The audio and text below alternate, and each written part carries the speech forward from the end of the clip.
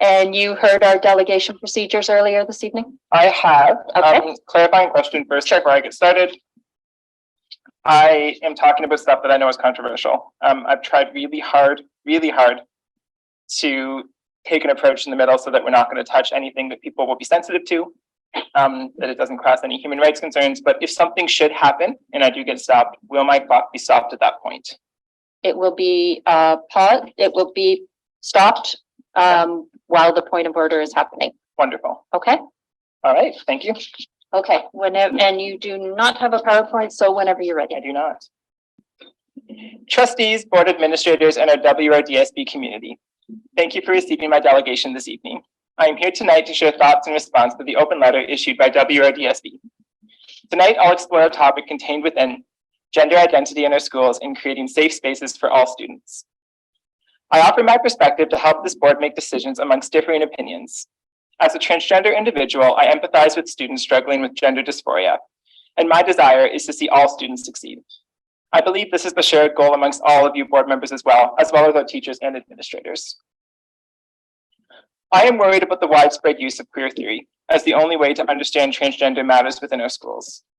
Queer theory is a way of thinking about gender, sexuality, and identity that emerged in the late 20th century and argues that gender and sexuality are not fixed, but rather exist on a spectrum. Not all transgender individuals nor practitioners agree with this approach, and there are other models for interpreting sex and gender. WRDSB policies, however, suggest that the acceptance of transgender students is possible only by convincing all staff and students that queer theory is the only option for interpreting the relationship between sex and gender. I believe that we can respect and support transgender students without forcing any particular way of thinking.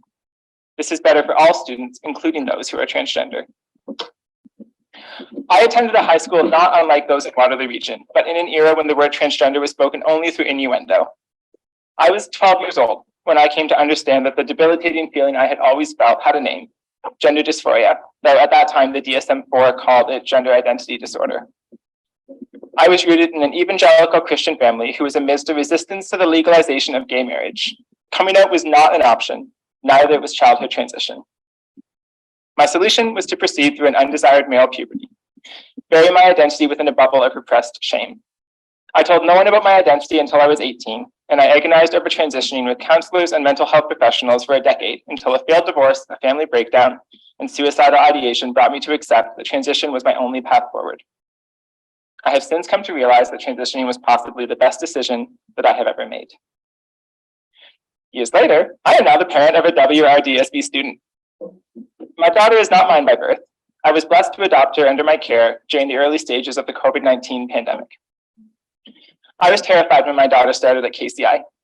I wanted my daughter to make friends, and I feared that once her classmates discovered she had a transgender mother, she might not be accepted. I worried that this would drive a wedge between her and I, and that she might come to resent my identity. I had no idea how radically different, I just lost my spot. I had no idea how radically different transgender acceptance within our schools had become since the days I attended. In fact, soon after my daughter started at KCI, I came to discover that holding a diverse identity was not just acceptable now, it's sought after. Being a transgender mom was considered cool amongst her classmates and friends. I had nothing to fear, at least for myself. WRDSB has been broadly successful in fostering accepting environments for transgender students.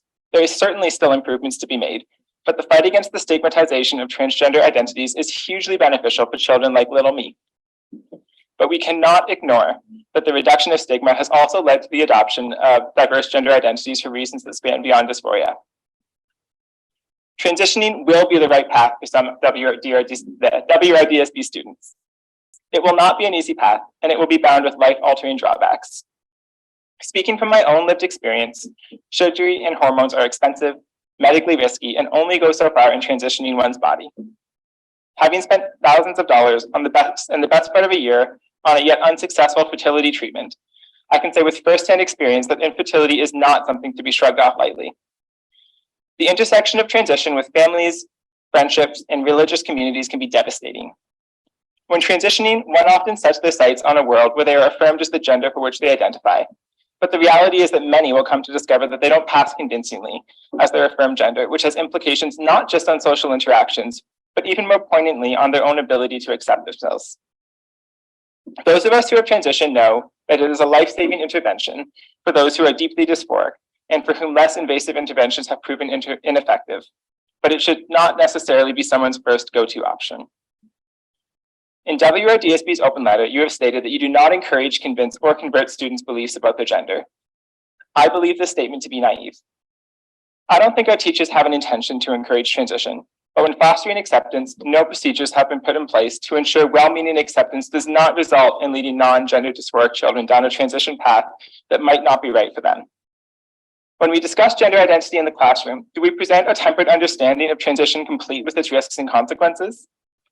As many teachers have attested, it's challenging to discuss gender identity in a manner promoting acceptance and dignity for transgender individuals and not leave students with an overtly idealized perception on the real-world implications of adopting these identities.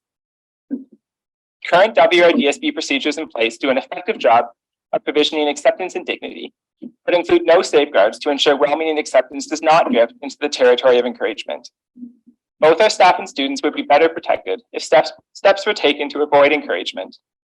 To simply assert that nothing a teacher does in the classroom could possibly result in the encouragement or the adoption of diverse identities seems to be speaking towards an intention, but not a reality.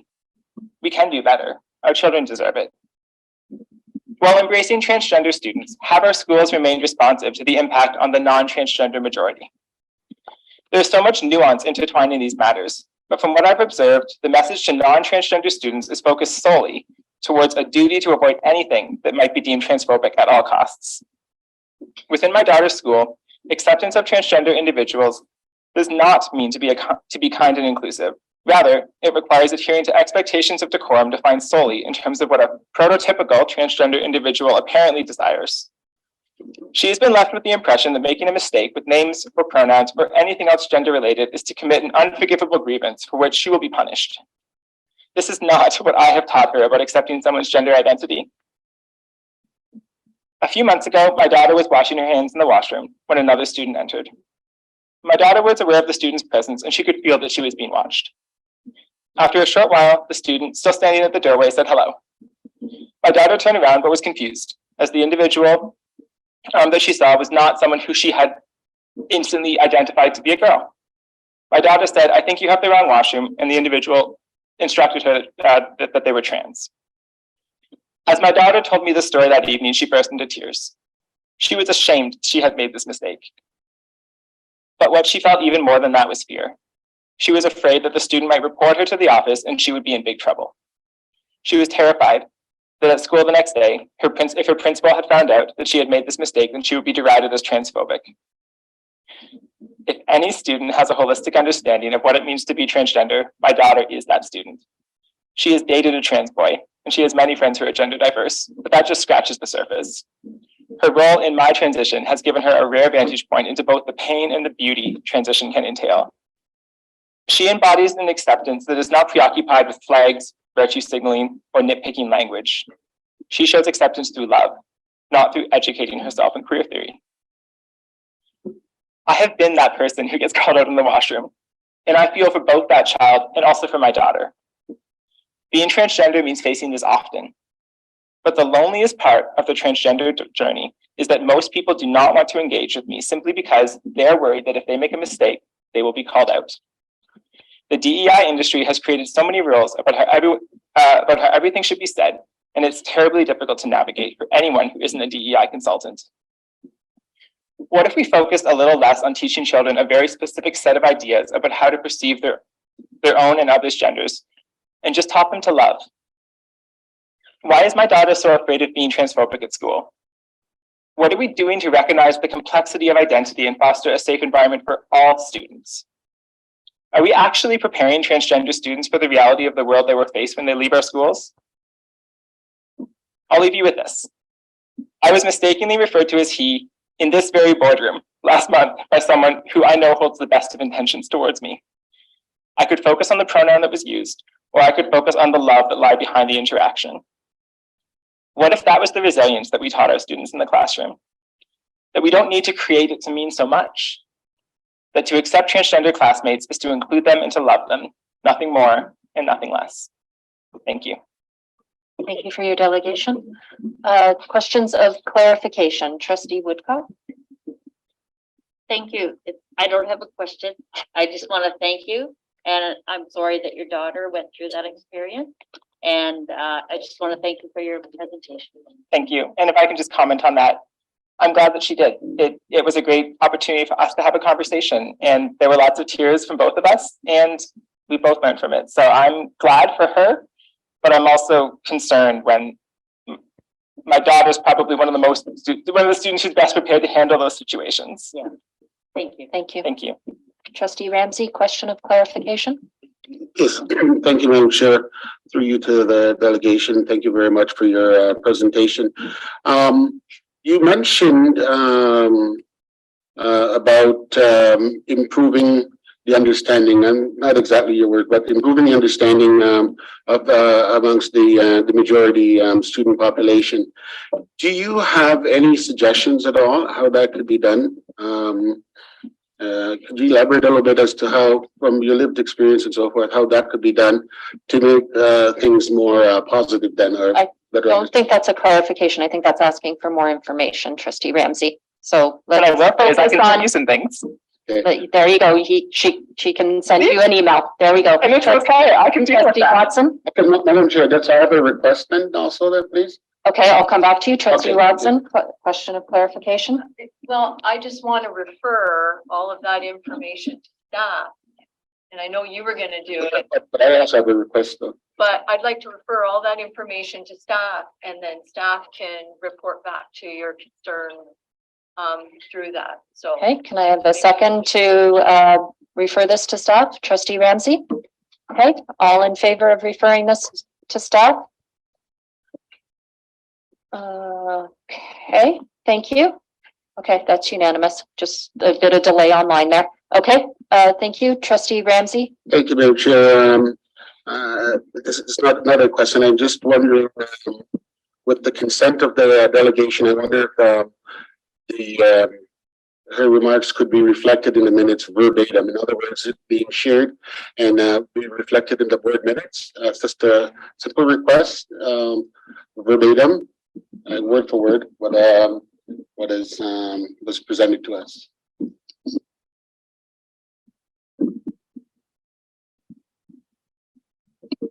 Okay, our minutes are not usually verbatim, so I'll look to the board and see if that's what they would like. So would there be a second for that? Trustee Watson, thank you. Trustees, all in favor of having verbatim this delegation in the minutes? Okay, question. Okay, we have some questions. Okay, Trustee Meisner, go ahead. You have a We question? have had a delegate who has passed on their information to us through an email. I mean, I would appreciate it. I don't know if we need to have it reflected in the minutes. I think if you send it out, we have the opportunity to read it. No, we have something to consider. Okay, thank you. Trustee Johnson? Yeah, I was going to say the same thing, something to the effect to discuss this. I appreciate your presentation. Yeah. So thoroughly thought through, brought up many things. I think what we have in place is probably good at this point, because in a way it's sort of like stepping away from the purpose of our minutes and including it, but the message has been heard and will be received and shared with many people. I think we've done a really good job of that. Okay, anyone else on this topic? Trustee Ramsey? I just have again, it's just a procedural question because I thought that past practices has not been very recent, but we can ask, and others that's been on the board for a while, we can ask that something be reflected in the minutes verbatim. Yes, it's not our practice to have verbatim stuff, but upon request for future reference, I think it's appropriate to ask. I'm not even sure why it's subjected to a vote, asking for a presentation to be reflected in our minutes for future reference. That is there as a record of exactly what was said, because I think it's very important what was said. Not to say that other stuff is not important, but this particular delegation is to the point on a lot of issues that are confronting the board. Yeah, this is not whether something was important or not. I think this is outside our normal practice and what our minutes normally are. So I'm looking to the board for direction on this to see if they would like to include it. Trustee Woodcock, did you have a comment? I thought I saw your hand go up. Oh, I think you did. And yes, I'm one of those ones that have been around for a long time. I hate that when you look at me and, you know, everybody knows I'm old. But, at the same time, I'm thinking I would prefer to receive the delegation, information. And then, I'm worried about a precedent. Our minutes are gonna become incredibly long over time. And I know it's a minimized, I do want to receive it, but I don't think I would put it in a minute. Okay, seeing no further questions, the motion has been moved and seconded to have the delegates, presentation verbatim in the, minutes. So all in favor of that motion? Okay, thank you. And opposed? Okay, thank you. Trustee Woodcock? Could I, ask respectfully if the delegation would mind sharing their information with trustees, send it in an email, your presentation? Ms. Mallott, would you be willing to do that? Yes, I'd be happy to. Okay, thank you. Thank you. Okay, thank you for your delegation this evening. Thank you.